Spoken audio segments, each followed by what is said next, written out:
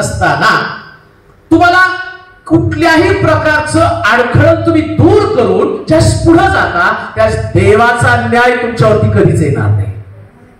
देवाच्या न्यायापासून वाचा. प्रभूची सेवा करताना अडखळ तुम्हाला असणारच आहे, असं नाही की अडखळ नसणार आहे, सगळ्याला अडखळ असणार आहे. आणि इतकं जगाला इतकं अट्रॅक्ट झाले होत ना, म्हणून तुम्हाला सांगतो, अब्राम ज्यास त्या डोंगरावरती उपासनेसाठी निघाला, इसाकाला अर्पण घेऊन, असं लिहिले त्या ठिकाणामध्ये. त्याने चाकराला सुद्धा खाली ठेवलं, चाकराला वर नाही घेऊन गेला तो.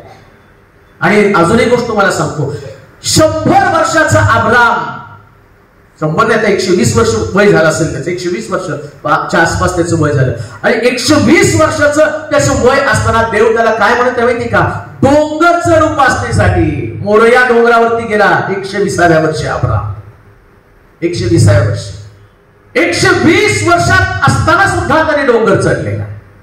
तेजस्वी सेवा, वर गेला तो.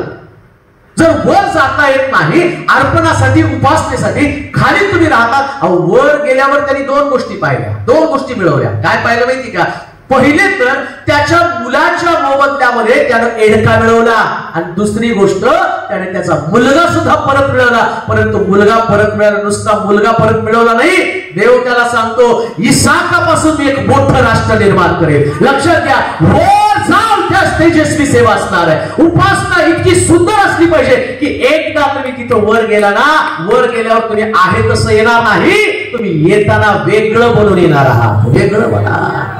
मरेपर्यंत देवाची सेवा करा. कोणत्याही परिस्थितीमध्ये फारशी हात मिळवणी करू नका. संघर्ष आहे, तुम्हाला पुष्कळ झगडावं लागणार आहे, कधी आर्थिक प्रश्नाला तोंड द्यावं लागेल, मानसिक खच्चीकरण होणार आहे, कधी कधी तुम्हाला कोणी मदत करणार नाही. पण अशा परिस्थितीमध्ये एक गोष्ट लक्षात ठेवा, कोणी मदत करत नाही, त्या सर्व समर्थाची मदत तुम्हाला पुरेशी असते. म्हणून परतीचे दोर कापूनच टाका. हा म्हणतो इथंच राहा, रागात राहा, व्यसनात राहा, दारू पी, सिगारेट ओढ, कसं देवाच्या भवनामध्ये चालेल? तुझं शरीर हे जिवंत देवाचं मंदिर आहे.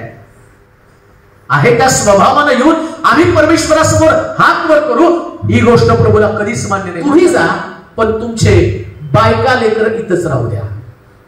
आणि पेत्र म्हणतो, प्रभू आम्ही जाणार तरी कुठं? जीवनाच्या गोष्टी केवळ तुझ्याजवळ. ऐका, जीवनाच्या गोष्टीकडे तुमचं लक्ष लागू द्या, जीवनाच्या गोष्टीकडे. सेवा करताना तुम्हाला नेहमी जीवनाच्या गोष्टीकडेच लक्ष लागलं पाहिजे. उत्तम काम आणि उत्तम जागा देवाचं मंदिर आहे, त्याशिवाय दुसरं कोणतं काम आहे? आपण प्रार्थना करू. सर्वशक्तिमान देवा, आज सकाळी तुझ्या लोकांना मी तुझ्या स्वाधीन करत आहे. जे वचन त्यांच्यामध्ये मी पेरलंय, त्या अनेकांमध्ये पेरलं जावं. गौरवी आणि तेजस्वी सेवेचा भाग त्यांनी बनावं, यासाठी सहाय्य कर. सामान्य तडजोडी आम्हाला न्यायाकडे घेऊन जातात, परंतु डिक्लेरेशन आणि कन्फर्मेशन तुला सोडून प्रभू जाऊ तरी कुठं? जीवनाच्या गोष्टी केवळ तुझ्याजवळ आहे.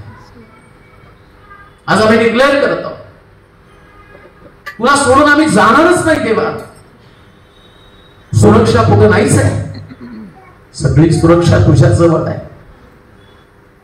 आज या मंडळीला मी तुझ्या स्वाधीन करतो. सेंट अँड्रू चर्च, त्या चर्चला तुझ्या स्वाधीन करत आहे प्रभूजी. मंडळीतल्या एकेका व्यक्तीला तुझ्या हाती सोपवत आहे. दिलेली सेवा पुरून ठेवू नये, तिचा व्यापार करू नये प्रभूजी.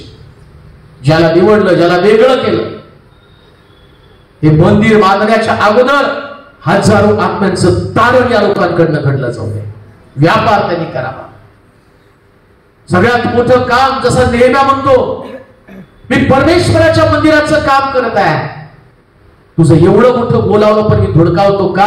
कारण मला माहितीये ज्याचं मी काम करत आहे तो देव किती महान देव आहे. आणि म्हणून आज ती महानतेची सेवा, महान पाचारण याच्याकडे प्रत्येकाचं लक्ष लागलं जाऊ दे. आणि सेवा करणाऱ्यांना अधिक उत्तेजित कर, आणि जे सेवेपासून माघारी त्यांना सेवेमध्ये परत येऊ दे प्रभूजी. या मंडळीकडं, या चर्चकडं लोकांनी झुंडीच्या झुंडीने यावं, घरी थांबू नये. परमेश्वराच्या घराचं महत्व त्यांच्या लक्षामध्ये येऊ दे. आराधना सगळ्यात, उपासना सगळ्यात भारी गोष्ट आहे, आणि त्याकडे सगळ्यांचं लक्ष लागू दे. तुला गौरव, तुला महिमा, तुला सन्मान दे. येशूच्या नावात ही प्रार्थना विनंती केली म्हणून